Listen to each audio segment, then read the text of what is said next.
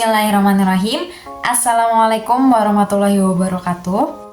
Perkenalkan, nama saya Wanda Agilah dengan NIM 224101102124. Saya Felia Dwinur dengan NIM 2241101102097.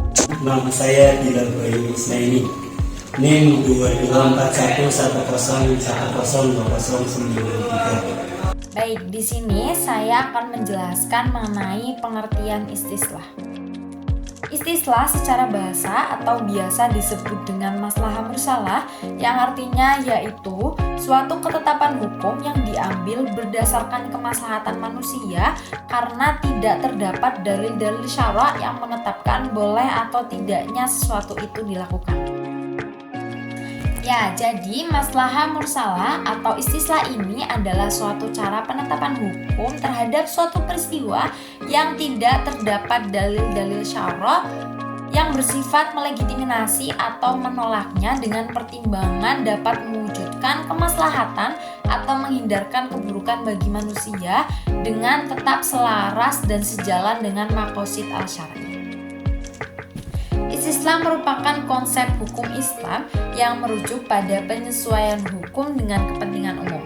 Istislah juga didasarkan pada prinsip bahwa hukum harus memperhatikan kepentingan masyarakat yang diadaptasi secara efektif dan juga efisien.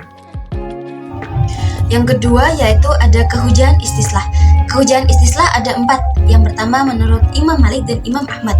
Beliau berpendapat bahwa kehujaan istislah adalah salah satu metode yang diakui oleh syarat untuk menetapkan hukum yang tidak ada nasnya.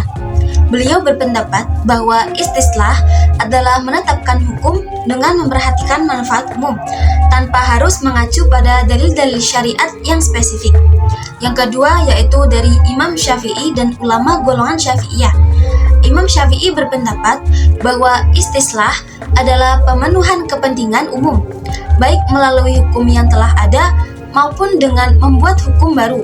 Untuk itu, ada beberapa syarat yang ditetapkan untuk menjadikan istislah sebagai hujjah dalam mengistimbatkan hukum, yakni yang pertama, maslahah itu sejalan dengan jenis tindakan syara'.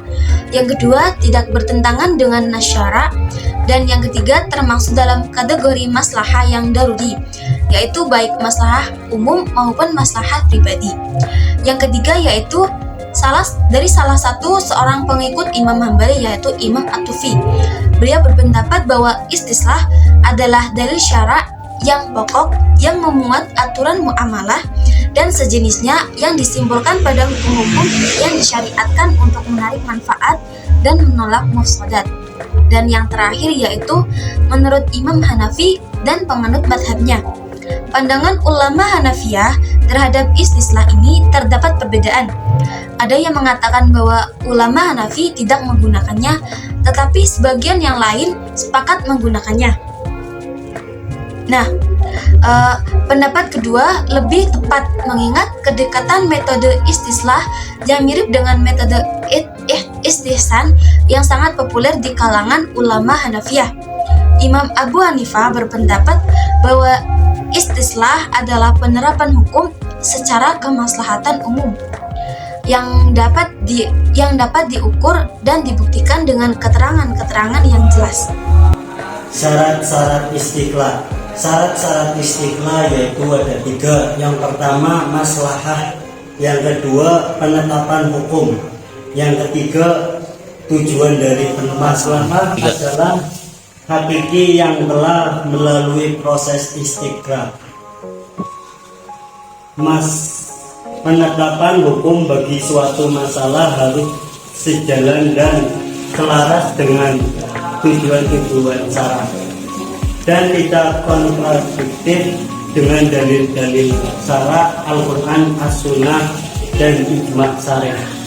Tujuan dari penelitian maslahah ini adalah untuk mengangkat kesulitan dan kesulitan yang menimpa umat pada masa macam-macam istiqlal.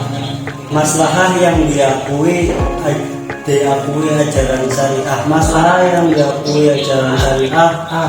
Maslahah al-jawabiyah, B. Maslahah al-hajiyah, C. C. Maslahah at-tahsiniyah, maslahah yang tidak diakui